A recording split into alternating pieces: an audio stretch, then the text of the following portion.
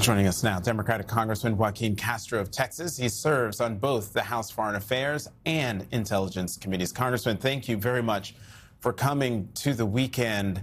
I have so many questions that we don't have enough time, but how is it possible that the President of the United States was able to do this and not at least get in touch with the Gang of Eight? And more importantly, what are you going to do about it? You are a member of Congress, albeit in the minority, but what can you do now that this action has been taken? Well, we actually took action before the holiday break. I, along with Jim McGovern and Thomas Massey, led an effort, a resolution that was voted on by the whole House. So it was a bipartisan resolution to stop the Trump administration from doing exactly this. We lost that vote by 2 votes. And so I expect that we will reintroduce that resolution this coming week, and others will introduce similar resolutions. And I hope that given everything that's happened now, that the vote will look different this time. But I also want to say that when the administration came to brief us in December, that week before we left, I directly asked Secretary of State Rubio whether the administration would come to Congress and basically ask permission of Congress, which is consistent with the Constitution and the War Powers Act, ask permission for land strikes or land invasion. And he said, we will come to Congress for anything that requires an AUMF, an authorization for use of military force. He also said at the time, and this is December 18th, 17th, 18th, somewhere around there, that they had no plans that they had been making for a land invasion at that point. So obviously that was not the case. And so I hope that those who voted no or who voted against our resolution now will learn their lesson and will support it. Congressman, if I could just follow up, because I'm sure there are a lot of people watching who are probably thinking this question: are we not past the time of strongly worded letters and resolutions, especially given what you just talked about last month? They came up and testified to you that, oh, if we do something, we're going to come to Congress to get authorization. Please explain how a strongly worded resolution is going to change anything.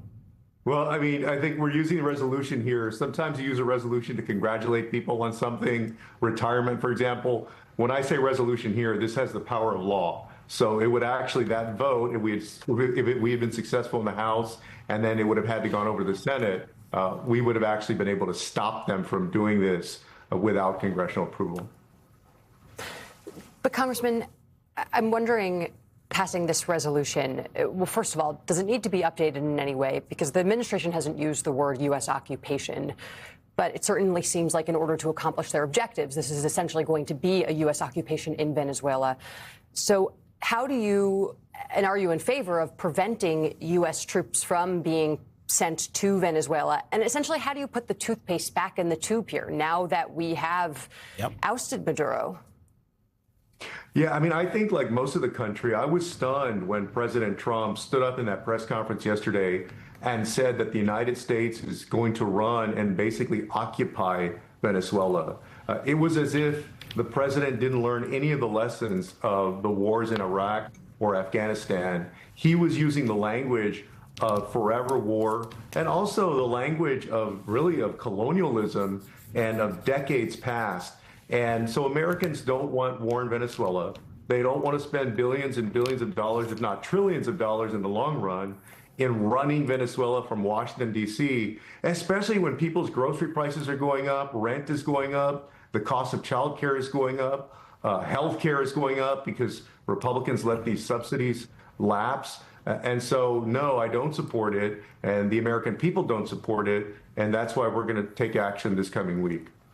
Congressman, one of the questions I think that probably all of us at this table have, a lot of people that are watching this show have, is who are we as the United States to be getting rid of other countries' leaders unilaterally? Who, even though we think they are legitimate, even though, we think them to be corrupt, who are we to then decide who the next leader should be? I think, especially all of us that grew up around the Iraq War and watching that happen, and the folks before us that look at, countries like Vietnam and all the other interventions we've done across the world, who are we as the United States to be doing that? And, I throw in with the rest of both of my colleagues is Congress has, if Congress is going to say we are a co-equal branch of government, then they actually have to act like it, right? And so what are you and your Democratic colleagues doing to convince your Republican colleagues that this can't stand? Those are all great questions. First, no, you're right. Look, the world after World War II tried to put in place different rules of the road, so to speak, to try to prevent this kind of action.